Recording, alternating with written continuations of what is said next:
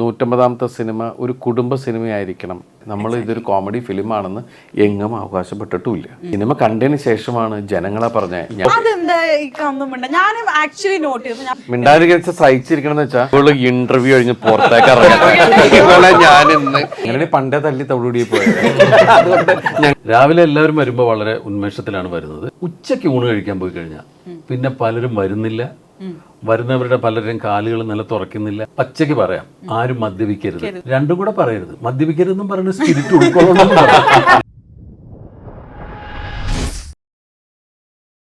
Hi guys, you're watching me Meenakshi Sudhir on ICG. ഇപ്പോൾ The Prince and Family തിയേറ്റേഴ്സിൽ house full ആയിട്ട് successfully ഓടിക്കൊണ്ടിരിക്കുകയാണ്.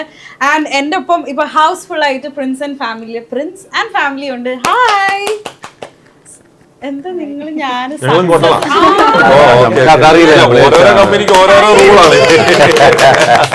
പമ്പം വിജയമായിട്ടിരിക്കുന്നു. ഞാൻ ഭയങ്കര ഹൈപ്പില് ഹായ് ഹായ് എന്ന് പറയുന്നത്. അപ്പൊ എന്തായാലും congratulations. D150 is a huge, humongous success.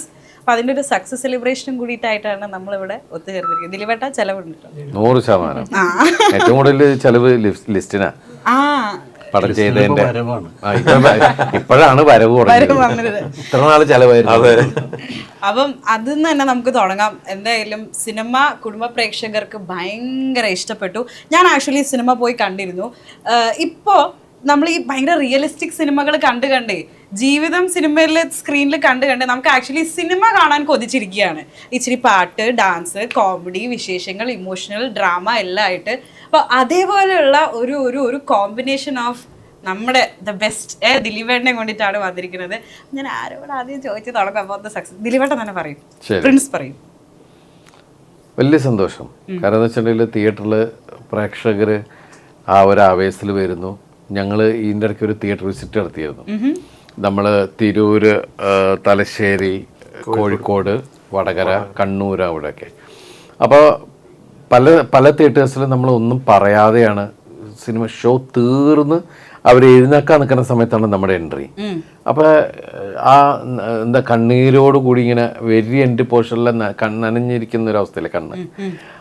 അതോട് അവർ കണ്ടിട്ട് നമ്മളെ നേരിട്ട് കാണുമ്പോൾ ഷോക്കാവെന്ന് പറയില്ലേ, എന്ന് പറഞ്ഞിട്ട് ഇരുന്ന സ്ഥലത്ത് നിന്ന് ഇറങ്ങി ഓടി വന്ന് കെട്ടിപ്പിടുത്തുമ്പോൾ. അപ്പോൾ അവർ പറയാന്ന് വെച്ചിട്ടുണ്ടെങ്കിൽ ഞങ്ങൾ എത്ര നാളായി എന്നറിയോ തിയേറ്ററിലൊന്നും ഇതുപോലെ പൊട്ടിച്ചിരിച്ചിട്ട്, അയ്യോ ശരിക്കും നിങ്ങൾ ചിരിപ്പിക്കുക കരയിപ്പിക്കുകയൊക്കെ ചെയ്തിട്ടോ എന്നൊക്കെ പറഞ്ഞിട്ട്. അപ്പോൾ അതാണ് നമുക്ക് കിട്ടിയ ഏറ്റവും വലിയ ഒരു ഫീഡ്ബാക്ക്, അതിൻ്റെ ഒരു സ്നേഹം പങ്കിടുക എന്നൊക്കെ പറയില്ലേ. അപ്പം നമ്മളൊരു ഫിലിം എനിക്ക് പ്രത്യേകിച്ച് ഒരു സന്തോഷം എന്ന് വെച്ചാൽ നമ്മളൊരു 150ാമത്തെ സിനിമ എന്ന് ഞാൻ അനൗൺസ് ചെയ്തു. 150ാമത്തെ സിനിമയാണ്. അത് ടെൻഷനാണ് ദിലീപേട്ട, 150ാമത്തെ സിനിമ. തീർച്ചയായിട്ടും. ഞാനത് ബിൻഡോനോടൊക്കെ പറഞ്ഞിട്ടുണ്ട്. ഇവരൊരു പരസ്യവും ചെയ്യുന്നില്ലെന്നൊക്കെ പറയുമ്പോൾ പറഞ്ഞു, മോനെ എൻ്റെ 150ാമത്തെ സിനിമയാണ് എന്നൊക്കെ. അപ്പം അതുകൊണ്ട് എന്താ വെച്ചിട്ടുണ്ടെങ്കിൽ ഇപ്പം നമ്മൾ ഈ പ്രസ് മീറ്റ് ഇരിക്കുന്നത് പോലും സിനിമയുടെ, നിങ്ങളും സിനിമ കണ്ടു കഴിഞ്ഞു. സിനിമ കണ്ടതിന് ശേഷമാണ് നമ്മൾ ഇരുന്ന് സംസാരിക്കുന്നത്. അപ്പോൾ ഈ വിശേഷങ്ങൾ കേൾക്കുമ്പോൾ ഈ സിനിമ കണ്ട ആൾക്കാർക്കും കാണാൻ പോകുന്ന ആൾക്കാർക്കും അതിൻ്റെ ഒരു റിയാലിറ്റി ഉണ്ടല്ലോ, അത് പെട്ടെന്ന് നമുക്ക് റിലേറ്റ് ചെയ്യും. കാരണം അവർ കണ്ടതാണ്. അല്ലെങ്കിൽ കാണാത്ത ആൾക്കാർ കാണാൻ വേണ്ടിയിട്ടുള്ളൊരു എന്താ പറയുക, ഉടനെ പടം കാണണം എന്നുള്ള ആ ഒരു ഫീൽ കൂടി കിട്ടും. അതാണ് ഇപ്പൊ ഈ ഇന്റർവ്യൂവിൽ ഇപ്പൊ കഴിഞ്ഞ പ്രസ് മീറ്റിലൊക്കെ നമുക്ക് ഫീൽ ചെയ്തത് അതാണ് ഒരു സംഭവം. ആ പ്രേക്ഷകരിൽ നിന്നുള്ള റെസ്പോൺസ് സന്തോഷത്തിൽ നിങ്ങൾക്ക് ഫീൽ ചെയ്യുന്നുണ്ട്? തീർച്ചയായിട്ടും. കാരണം ഞങ്ങൾ ഒരുമിച്ച് കാലിക്കറ്റ് രാധയിലാണ് ഞങ്ങൾ ഒരുമിച്ച് ഓഡിയൻസിന്റെ കൂടെ ഇരുന്ന് സിനിമ കാണുന്നത്. അപ്പോഴാണ് നമ്മൾ അതിന്റെ റിയാലിറ്റി, എവിടെയൊക്കെ ആൾക്കാർ പൊട്ടിച്ചിരിക്കുന്നുണ്ട്. കാരണം നമ്മളിത് ഒരു ചിരിപ്പടാണെന്നോ ഒന്നും ഞങ്ങൾ അവകാശപ്പെട്ടിട്ടുള്ള ഒരു പരസ്യത്തിലും ഇല്ല. അതൊക്കെ വളരെ ബോണസായിട്ട് തിയേറ്ററിൽ നിന്ന് കിട്ടുക എന്ന് പറയുന്ന ഒരു അവസ്ഥ തന്നെയാണ്. ഇതൊരു ഇമോഷണൽ മൂവി ആയിട്ടാണ് നമ്മൾ പ്രസന്റ് ചെയ്തിട്ടുള്ളത് ഈ സിനിമേനെ ഫ്രം ദ ബിഗിനിങ് ഓൺവേർഡ്സ്. പക്ഷെ തിയേറ്ററിൽ അത് ഭയങ്കര ചിരിയുടെ മാലപ്പടക്കം. ഈ ശരിക്കും പറഞ്ഞ ഓഡിയൻസ് നിറഞ്ഞ സദസ്സിൽ ഓടുമ്പോഴാണല്ലോ ഒരു 10% ചിരിയാണെങ്കിൽ അത് 100%ത്തിലേക്കാവും. 100% എന്ന് വെച്ചാൽ 1000 ആണ്, 1000, 10,000 എന്ന് പറയുന്ന എല്ലാവരോടും ഇരുന്ന് ചിരിക്കുമ്പോൾ ഉണ്ടാകുന്ന ഫീഡ്ബാക്ക് ഭയങ്കര രസമാണ്. പണ്ട് നമ്മുടെ സിനിമകൾ കാണുന്ന സമയത്ത് എനിക്ക് തോന്നുന്നത് വെച്ചാൽ മീശമാധവന്റെ സമയത്ത് ആളുകൾ ടിക്കറ്റ് എടുക്കാൻ വേണ്ടി പൊതിച്ചോറുമായിട്ടാണ് വന്നിരിക്കുന്നത്, കണ്ടിന്യൂസ് ഷോ പോയിക്കൊണ്ടിരിക്കുക. അപ്പൊ ഈ സിനിമയ്ക്ക് ഈ ഷോയ്ക്ക് ടിക്കറ്റ് കിട്ടിയില്ലെങ്കിൽ അത്രയും ക്യൂ അങ്ങോട്ട് പോയി. പിന്നെ ബാക്കിയുള്ളവർ ഇവർ പുറത്തു പോലും പോവില്ല. അപ്പൊ ചായയും ഇതൊക്കെ കൊണ്ടേ കൊടുക്കുക, ചോറൊക്കെ ആയിട്ടാ വരുന്നത് തന്നെ. അപ്പൊ തിരുവനന്തപുരത്തൊക്കെ അങ്ങനെ ഇരുന്ന ആൾക്കാരുടെ കാര്യങ്ങൾ നമുക്കറിയാം. അപ്പൊ ആ ഒരു ഓഡിയൻസ് ഇല്ലേ, ആ ടൈപ്പ് ഓഫ് ഓഡിയൻസ് എന്ന് വെച്ചിട്ടുണ്ടെങ്കിൽ ഇത് ഇത് ഞങ്ങൾ ആസ്വദിച്ചേ പോവുള്ളൂ എന്ന് പറഞ്ഞിട്ട് വരുന്ന ഒരു അത് കുറെ കാലത്ത് നമുക്ക് കിട്ടുന്ന വലിയൊരു അനുഗ്രഹം തന്നെയാണ്. ഞാൻ നിങ്ങളിലേക്ക് വരുന്നതിന് മുമ്പ് ഒരു ക്വസ്റ്റ്യൻ കൂടെ ഒന്ന് ദിലീപേൻ്റെ അടുത്ത് ചോദിച്ചിട്ട്, ദിലീപേട്ട ഇപ്പോഴും ഈ ഓഡിയൻസ് ആൻഡ് ആൻ ആക്ടർ തമ്മിൽ ഒരു ഗിവ് ആൻഡ് ടേക്ക് സംഭവം ഉണ്ടല്ലോ, അതായത് നിങ്ങൾ നിങ്ങളുടെ ആർട്ടിസ്റ്റിക് സംഭവം കൊടുക്കുന്നു, നമ്മൾ നമ്മുടെ റെസ്പോൺസ് നിങ്ങൾക്ക് തരുന്നു, നിങ്ങളുടെ സ്നേഹം തരുന്നു എന്നുള്ളത്. അപ്പം ഈ തിയേറ്ററിൽ ഇത്ര സക്സസ്ഫുൾ ആയിട്ട് ചിരിച്ച് നമ്മൾ കുറച്ച് നാളായി നല്ലൊരു സിനിമ ഇങ്ങനെ ഇരുന്ന് ആസ്വദിച്ച് കണ്ടിട്ട് ആ ഒരു ഫാക്ടർ ആസ് എൻ ആക്ടർ ദിലീപേട്ടനെ മിസ് ചെയ്തിട്ടുണ്ടായിരുന്നോ? അല്ല, ഇപ്പോൾ എല്ലാവരും പറയുന്ന സിനിമയ്ക്ക് സിനിമയുടേതായ കാലങ്ങളും വ്യത്യാസങ്ങളൊക്കെ സംഭവിച്ചു എന്നൊക്കെ പറയുന്നത്. പക്ഷെ അങ്ങനെ നോക്കില്ല, കണ്ടന്റിൽ കുറേ വ്യത്യാസങ്ങളും കാര്യങ്ങളും ഉണ്ട്, ട്രീറ്റ്മെൻറ്റിൽ വ്യത്യാസങ്ങൾ സംഭവിച്ചിട്ടുണ്ട്. പക്ഷെ ബേസിക്കലി നമ്മുടെ ഇമോഷനും നമ്മുടെ ചിരികളും ഒക്കെ അതിലൊന്നും മാറ്റങ്ങൾ സംഭവിച്ചിട്ടില്ല. ചിരിക്കുന്നത് എപ്പോഴാണ് സിറ്റുവേഷൻ അതിന് ആവശ്യപ്പെടുമ്പോഴാണ്. നമ്മൾ പണ്ട് പലതരത്തിലുള്ള സിനിമകൾ ഞങ്ങളെല്ലാവരും ചെയ്തിട്ടുണ്ട്. കാരണം വെച്ചാൽ ഇപ്പോൾ സ്ലാപ്സ്റ്റിക് സിനിമകൾ ചെയ്തിട്ടുണ്ട്, സിറ്റുവേഷൻ ഹ്യൂമർ ചെയ്തിട്ടുണ്ട്, ഭയങ്കര സർക്കാസ്റ്റിക് ആയിട്ടുള്ള സാധനങ്ങളിലൂടെ പോയി പല രീതിയിലൂടെയുള്ള സിനിമകളിലൂടെ നമ്മൾ ട്രാവൽ ചെയ്തിട്ടുണ്ട്. പല സിനിമകളും പല രീതിയിലുള്ള തമാശകളാണ് പ്രസൻറ്റ് ചെയ്തിട്ടുള്ളത്. അപ്പോൾ ഇത് വെച്ച് നോക്കുമ്പോൾ ഇന്ന് നമ്മൾ ഭയങ്കരമായിട്ട് റിലേറ്റ് ചെയ്യുന്ന ഒരു സംഭവമില്ലേ, നമ്മൾ ഡേ ടു ഡേ ലൈഫിൽ കാണുന്ന ആൾക്കാരുടെ തമാശകളും കാര്യങ്ങളും എല്ലാം ഈ സിനിമയിൽ വർക്കൗട്ട് ആയതുകൊണ്ടാണ് ഇത്രയും ഭയങ്കരമായിട്ട് ഇത് ഏറ്റെടുത്തത്. എന്തായാലും ഏറ്റെടുത്തതിൽ സന്തോഷം. ഓക്കെ, ഈ മലയാളത്തിൽ സിനിമാ മോഹിയായിട്ടുള്ള ഏതൊരു പെൺകുട്ടിയുടെയും ഒരു ആഗ്രഹമായിരിക്കും ദിലീപിന്റെ നായികയായിട്ട് ലോഞ്ച് ആവുക എന്നുള്ളത്. എന്തായാലും ആ ഭാഗ്യം ലഭിച്ച ആദ്യത്തെ സിനിമ തന്നെ ഹിറ്റടിച്ച പുതിയൊരു നായികയെ കൂടി നിങ്ങളുടെ മുമ്പിലേക്ക് നമ്മൾ പ്രസന്റ് ചെയ്യാണ്. The one and only റാണിയ Rana. ഞാൻ കൈയടിക്കും, നിങ്ങൾ കൈയടിക്കും കേട്ടോ. അപ്പൊ കാരണം ഓഡിയോ ആ സൈഡിലേക്കുള്ളല്ലോ, ഈ സൈഡിലെ മ്യൂട്ടായി കിടക്കുന്നു, കേൾക്കത്തില്ലല്ലോ. ഇല്ലില്ല, വരും. നമ്മൾ പ്രൊഡ്യൂസറുടെ ഭാഗത്തേക്ക് നമ്മൾ വരുന്നതായിരിക്കും. അപ്പൊ ഞാനിങ്ങനെ നായകന്റെ അടുത്ത് സംസാരിച്ചു അങ്ങനെ അല്ലല്ല, ഞാനതല്ല ഉദ്ദേശിച്ചത്. നിങ്ങൾ പറഞ്ഞത് ഓൾറെഡി ഞങ്ങൾക്ക് എല്ലാവർക്കും കേൾക്കാമല്ലോ, കൈ കൊട്ടുന്നു. ഇപ്പൊ ഡയറക്ടർ വീണ്ടും നമുക്ക് ക്ലാസ് തരുവാണ്, കൈ കൊട്ടണം മനസ്സിലായി. അപ്പൊ റാണിയ, കൺഗ്രാചുലേഷൻസ്. ആദ്യത്തെ സിനിമ തന്നെ ഇത്ര സൂപ്പർ ഹിറ്റ് ആയതില്, നമ്മളെ ജനപ്രിയ നായകന്റെ നായികയായതില് ഒക്കെ ഒരുപാട് സന്തോഷം. അപ്പൊ പറയൂ, where are you from? I am from Palakkad. Palakkad area? അതെ, പാലക്കാടാണ് നാട്. ജനിച്ചതൊക്കെ കോയമ്പത്തൂരിലാണ്, പക്ഷെ നാട് പാലക്കാടാണ്. സ്കൂളിംഗ് ഒക്കെ അവിടെ ചെയ്തു. പിന്നെ എറണാകുളത്ത് തൃശ്ശൂരൊക്കെ ആയിട്ടാണ് പഠിച്ചത്. റാണിയനെ പറ്റിയിട്ട് ഒരു കാര്യം എനിക്ക് പറയാനുണ്ട്. യുനെസ്കോയിലെ ഇന്റർനാഷണൽ ഡാൻസ് കൗൺസിലിലെ ഒരു മെമ്പറാണ്, ഒരു ഇന്റർനാഷണൽ ഡാൻസർ. അതെ. അപ്പം എങ്ങനെയാണ് പ്രിൻസിന്റെ ചിന്നുവായി വന്നത്? ചിഞ്ചു സോറി, പ്രിൻസിന്റെ ചിഞ്ചു ആയത്. ഇതിന്റെ കാസ്റ്റിംഗ് ടീം ഡയറക്ട്ലി കോണ്ടാക്ട് ചെയ്തിട്ട് ഇങ്ങനെ ഒരു പ്രോജക്റ്റ് ഉണ്ട്, സോ റാണി വന്ന് ഓഡിഷൻ ചെയ്താൽ നന്നായിരിക്കും തോന്നി. അപ്പം ഞാൻ വന്നു. ഞാനൊന്നും എക്സ്പെക്ട് ചെയ്യേണ്ട വന്നത്. I always believe that we have to do our part. നമ്മുടെ ജോലി ചെയ്യുക, ഒന്നും എക്സ്പെക്ട് ചെയ്തില്ല. ഞാൻ ഭയങ്കര റിലാക്സ്ഡ് ആയിട്ടാണ് വന്നത്. ആൻഡ് അപ്പം എനിക്ക് ദിലീപേട്ടനാണ് ഹീറോ എന്ന് പോലും അറിയില്ലായിരുന്നു.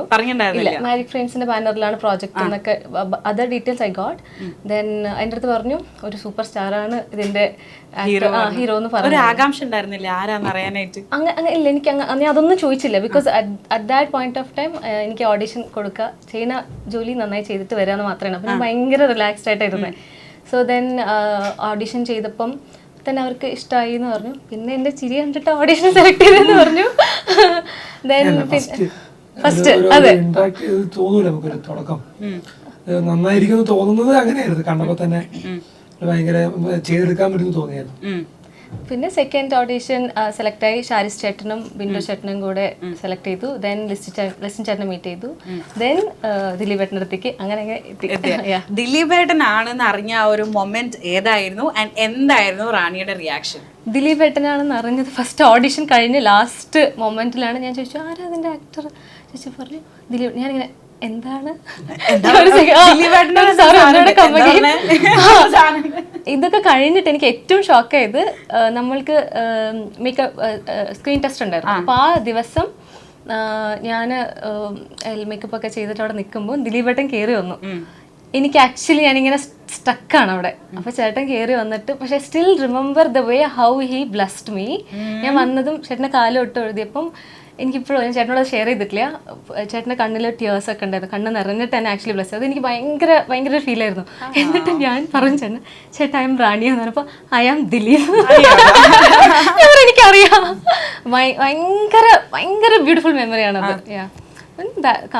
അതോടെ നല്ല രീതിക്ക് അങ്ങനെ പോയി. ഓൾറൈറ്റ്. അപ്പം എന്തായാലും യാത്ര ഇങ്ങനെ സക്സസ്ഫുൾ ആയി തന്നെ തുടരട്ടെ എന്ന് ആശംസിക്കുന്നു. Now coming to the director, Binu ചേട്ടാ, കൺഗ്രാറ്റുലേഷൻസ്. ആദ്യത്തെ സിനിമ തന്നെ സൂപ്പർ ഹിറ്റ് അടിച്ചിരിക്കുകയാണ്.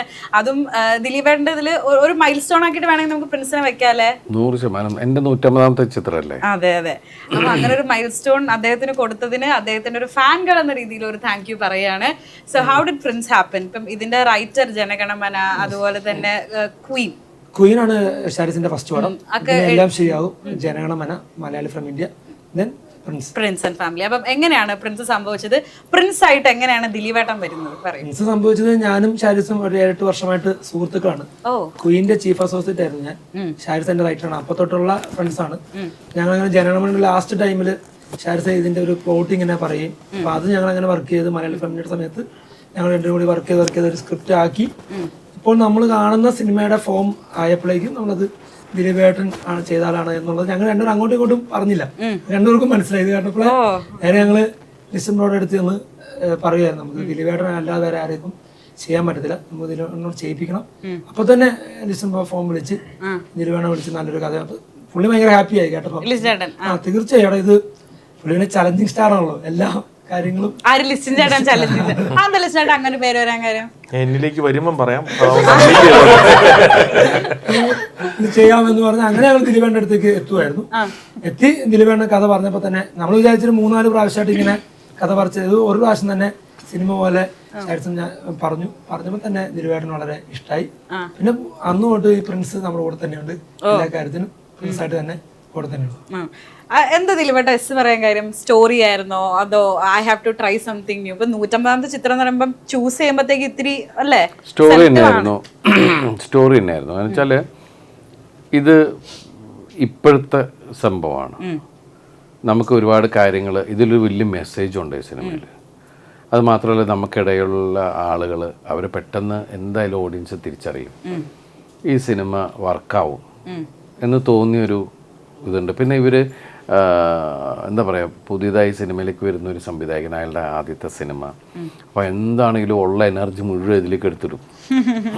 പിന്നെ ഇതിൻ്റെ റൈറ്ററുടെ, അപ്പോൾ നമ്മൾ കഥ പറയുമ്പോൾ അദ്ദേഹത്തിൻ്റെ ആവേശവും ഒക്കെ കണ്ടപ്പോൾ ആണ് നമ്മളത് ഓക്കെ പറഞ്ഞത്. പിന്നെ മാജിക് ഫ്രെയിംസ് കമ്പനി, കാരണം ഇവിടെ സിനിമകൾ ഒരുപാട് കണ്ടിന്യൂസ് ഇപ്പോൾ ചെയ്തുകൊണ്ടിരിക്കുന്ന ഒരു കമ്പനി, ഒരു സിനിമ ഇറങ്ങാതിരുന്നിട്ടില്ല.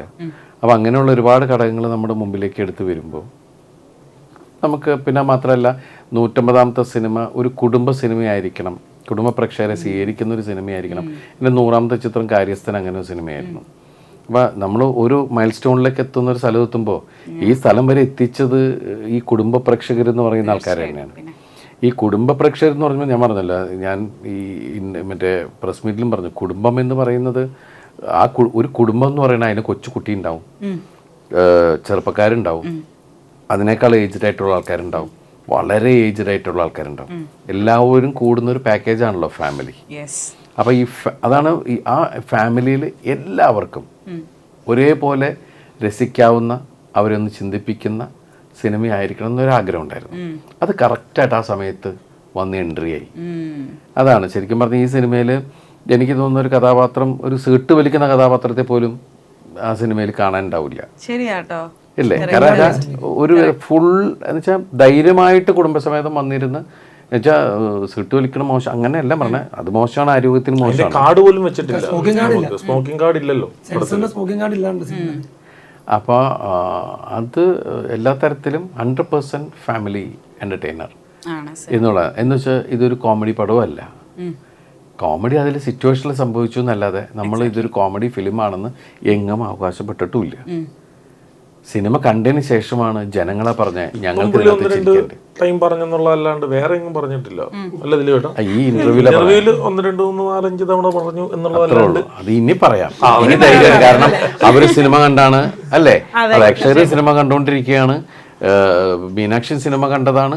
നമ്മൾ ആ കണ്ട സിനിമയെ കുറിച്ച് സംസാരിക്കണം, കാണാത്ത സിനിമയെ കുറിച്ചല്ല. ഇനി നമ്മൾ എന്തെങ്കിലും വലിയ എടുത്ത് തള്ളാൻ നിന്ന് കഴിഞ്ഞാൽ അപ്പൊ മീനാക്ഷി പ്രശ്നം ഉണ്ടാക്കും. ഇല്ലാത്ത പറയരുത് എന്ന് പറയുന്ന ഒരു സാധനം അല്ലേ. അതുകൊണ്ട് നമ്മൾ ഇതിനകത്ത് റിയൽ ആയിട്ടുള്ള കാര്യങ്ങളെ സംസാരിക്കണം. ഇപ്പം 100ാമത്തെ ചിത്രം കാര്യസ്ഥൻ എന്ന് പറഞ്ഞു. കാര്യസ്ഥനിലൊക്കെ ടൈറ്റിൽ കഥാപാത്രമാണ്. അതില് സിദ്ദിഖയുമുണ്ട്, ദിലീപേട്ടനുണ്ട്, സദാനന്ദന്റെ സമയം. അപ്പൊ ഞാനിങ്ങനെ നിങ്ങൾ ഒരുമിച്ച് അഭിനയിച്ചിട്ടുള്ള കുറച്ച് സിനിമകൾ ഇങ്ങനെ ദിലീപേട്ടൻ ടൈറ്റിൽ കഥാപാത്രത്തില് അല്ലെ, സദാനന്ദന്റെ സമയത്തിൽ സദാനന്ദന് സിയു, അതിലും സിദ്ദിഖ ചേട്ടനായിട്ടുണ്ട്, ഇതിൽ അച്ഛനായിട്ടുണ്ട്. കാര്യസ്ഥനിലും അച്ഛനാണ്. ടൈറ്റിൽ ക്യാരക്ടർ ദിലീപേട്ടൻ ആൻഡ് സിദ്ദിഖയുടെ കോംബോ വന്നു കഴിഞ്ഞാൽ പടം സൂപ്പർ ഹിറ്റ് ആണെന്നാണ് എൻ്റെ ഒരു പഠനം അനുസരിച്ച് എനിക്ക് തോന്നുന്നത്. Siddiqa, what do you have to add? ഡിക്കേഡുള്ള ചോദ്യമല്ലേ. കുറെ നേരമായിട്ട് നമ്മുടെ സിനിമയിൽ റെഡി ആയിട്ട് ഇരിക്കുന്നോളൂ, ഇങ്ങനെ ഇരിക്കും. എപ്പോഴാണ് ഇരിക്കിട്ട് വരിക ഈ ഇന്റർവ്യൂല് ഏറ്റവും ക്ഷമയുള്ള മനുഷ്യൻ. ഇത്രയും പേര് പോയപ്പോ ഒരു വാക്ക് പോലും ദിലയുടെ ശ്രദ്ധിച്ചല്ലേ, ഇക്ക ഇങ്ങനെ റെഡി ആയിട്ട് നിൽക്കുവാണ്. എപ്പോഴാണ് എന്റെ അടുത്ത് വരുന്നത് നോക്കിയിട്ടുണ്ട്. വേറെ ആരുടെ അടുത്തും ഇടപെട്ടൊക്കെ കയറുന്നില്ല. ഇല്ല അതൊന്നുമില്ല. ഇവിടെ വരുമ്പോഴേ ആൻസർ പറയും. അതെന്താ ഒന്നും വേണ്ട. ഞാനും ആക്ച്വലി നോട്ട് ചെയ്തു, ഞാൻ ദൈവം ഇത്ര സീനിയർ. നമ്മൾ ഈ ആങ്കേഴ്സിന് ക്വസ്റ്റ്യൻ ചോദിക്കുമ്പോഴേ സീനിയേഴ്സിന്റെ അടുത്ത് നമുക്കൊരു ഹൈറാർക്കി ഉണ്ട്, സീനിയേഴ്സിന്റെ അടുത്ത് ചോദിക്കണം, ഇങ്ങനെ പോകണം. അപ്പൊ ഞാൻ ദൈവം സിദ്ദിഖൊക്കെ ഒന്നും മിണ്ടുന്നില്ലല്ലോ. മിണ്ടാതിരിക്കാൻ സഹിച്ചിരിക്കണം എന്ന് വെച്ചാൽ ഇവളുടെ മനസ്സിന്റെ അത് ഞാൻ ടച്ച് ചെയ്തിരിക്കല്ലേ. ഇവള് ഇന്റർവ്യൂ കഴിഞ്ഞ് പുറത്തേക്ക് ഇറങ്ങി ഞാൻ അതാണ് മനസ്സിലാച്ചിട്ട് ഇങ്ങനെ പറയൂ. ആ ഒരു സക്സസ് 100ാമത്തെ പടവും 150ാമത്തെ പടവും അങ്ങനെയൊന്നും കണക്കാക്കിയിട്ടില്ല.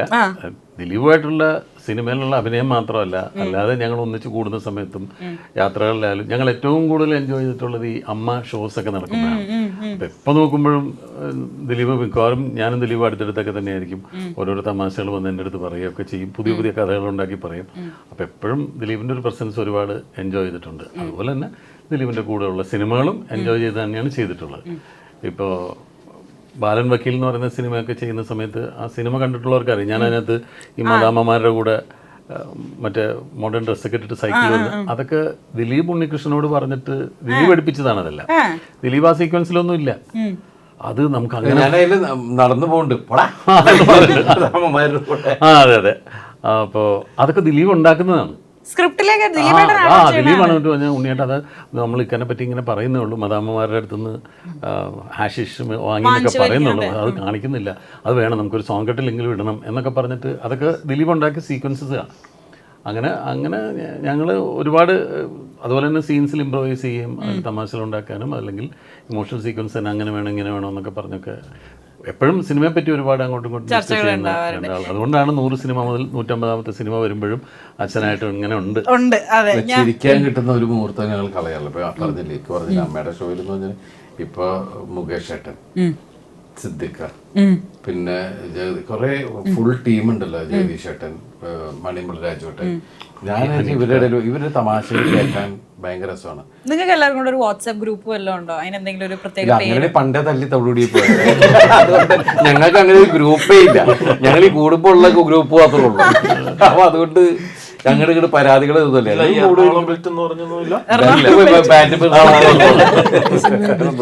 നമ്മൾ 95-ലാണ് ഷോ 95 എന്ന് പറഞ്ഞിട്ട് അമ്മ എന്ന് പറഞ്ഞ അസോസിയേഷൻ രൂപപ്പെട്ടിട്ട് ആദ്യം നടത്തുന്ന ഷോ ആണ് ഷോ 95. 1995-ലാണ്. അപ്പോൾ ദിലീപിന്റെ മാനത്തെ കൊട്ടാരം ആ വർഷമാണ് ഇറങ്ങിയത്. മാനത്തെ കൊട്ടാരം കളിച്ചുകൊണ്ടിരിക്കുന്നേ ഉള്ളൂ, പക്ഷെ ഞങ്ങളുടെ കൂടെ ഷോയിലുണ്ട്. മാനത്തെ കൊട്ടാരം റിലീസാകാൻ പോകണുള്ളൂ. ആണോ? അതിന് മുമ്പാണ് ഷോ. അപ്പോൾ ആ സമയത്തുണ്ട്. അപ്പോൾ ഞങ്ങൾ മിമിക്രിന്ന് ഞാനും അബിയും നാദൃശ്യുണ്ട്. അപ്പോൾ ഒരു ദിവസം ഇവരുടെ സ്പെഷ്യൽ റെക്കമെൻഡേഷൻ അവിടെ റിഹേഴ്സൽ ക്യാമ്പിൽ വന്നിട്ട് നമുക്ക് ഒരു ദിവസം വന്നിട്ട് സംസാരിച്ചു. റിഹേഴ്സൽ ക്യാമ്പിൽ വരുന്ന എൻ്റെ സഹപ്രവർത്തകരോട് ഒരു കാര്യം പറയാനുണ്ട്. രാവിലെ എല്ലാവരും വരുമ്പോൾ വളരെ ഉന്മേഷത്തിലാണ് വരുന്നത്, എല്ലാവരും നല്ല ആവേശത്തിലാണ് വന്നത്. നമ്മൾ ഓരോ റിഹേഴ്സൽസ് ചെയ്യുന്നു, സോങ് നോക്കുന്നു, അവിടെ സ്കിറ്റ് നോക്കുന്നു, കാര്യങ്ങൾ. ഉച്ചയ്ക്ക് ഊണ് കഴിക്കാൻ പോയി കഴിഞ്ഞാൽ പിന്നെ പലരും വരുന്നില്ല, വരുന്നവരുടെ പലരുടെയും കാലുകൾ നിലത്തുറക്കുന്നില്ല, പലരും ആടിയാണ് വരുന്നത്. ഇത് നിങ്ങളൊന്ന് മനസ്സിലാക്കണം. നമ്മളൊരു സിനിമാ മേഖലയിൽ ആദ്യമായിട്ടാണ് നമ്മൾ ഇത്രയും സിനിമാ നടന്മാർ കൂടിയിട്ട് ഇങ്ങനെ ഒരു പ്രോഗ്രാം അവതരിപ്പിക്കുന്നത്. ഒരു വൻ വിജയമായിരിക്കണം. ഇത് വളരെ സീരിയസ് ആയിട്ട് നിങ്ങൾ എടുക്കണം. നിങ്ങളത് മറ്റുള്ള കാര്യങ്ങളൊക്കെ റിഹേഴ്സൽ കഴിഞ്ഞ് റൂമിൽ പോയിട്ട് ചെയ്തോളൂ. ഉച്ചയ്ക്ക് ക്യാമ്പിൽ അങ്ങനെ ഉണ്ടാവരുത്. പച്ചയ്ക്ക് പറയാം, ആരും മദ്യപിക്കരുത്. നിങ്ങൾ എന്താണെന്ന് വെച്ചാൽ നിങ്ങൾ ഇതിൻ്റെ ഒരു സ്പിരിറ്റ് ഉൾക്കൊള്ളണം. അപ്പോൾ ദിലീപ് രണ്ടും കൂടെ പറയരുത്, മദ്യപിക്കരുതെന്നും പറയുന്ന സ്പിരിറ്റ് ഉൾക്കൊള്ളണം. രണ്ടും കൂടെ നടക്കില്ല. ദിലീപിൻ്റെ ആദ്യത്തെ ഒരു ഇത് എനിക്കൊരു ഓർമ്മയുള്ളൊരു കാര്യം നീ ഓർക്കുന്നുണ്ട്? വല്ലാതെ ഓർക്കുന്നു.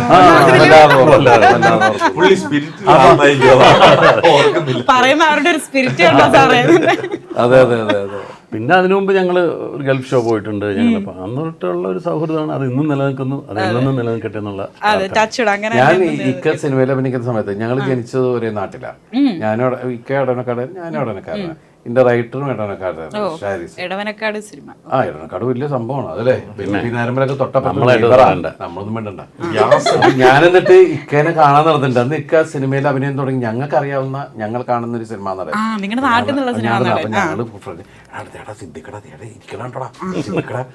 അഡ്ജസ്റ്റ് ചെയ്ത് നേരെ പോയി മിണ്ടാനൊരു ഇത്. സിദ്ദിഖ് പോസ്റ്റാണോ അതോ അന്ന് ഭയങ്കര അന്ന് സിംപ ഭയങ്കര സ്മാർട്ടായിട്ട് ഇതൊന്നും അല്ല ഇങ്ങനെ അല്ലേ നിറഞ്ഞു നിക്കുക. ഞങ്ങള് പോയിട്ട് ഭയങ്കര തമാശ ഒന്നല്ല. ഭയങ്കര അന്നത്തെ സിനിമകളൊക്കെ ഉണ്ടോ ജന്മാന്തരമൊക്കെ കഴിഞ്ഞ് നിൽക്കുന്ന സമയം.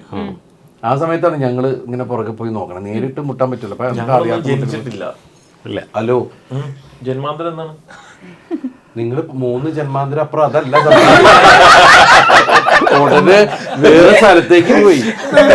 ജനിച്ചിട്ടില്ല. നമ്മൾ ജനിച്ചിട്ടില്ല.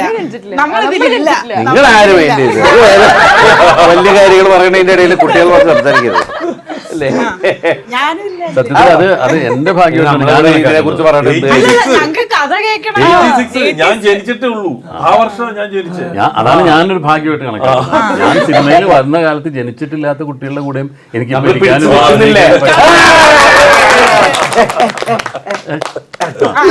ഇതൊക്കെ നിങ്ങൾക്ക് പറ്റുമോ എന്നുള്ളത് ചിന്തിച്ചു നോക്കുക. ആ ഒരു എനർജി ആയിട്ട് മാച്ച് ചെയ്യാനായിട്ട്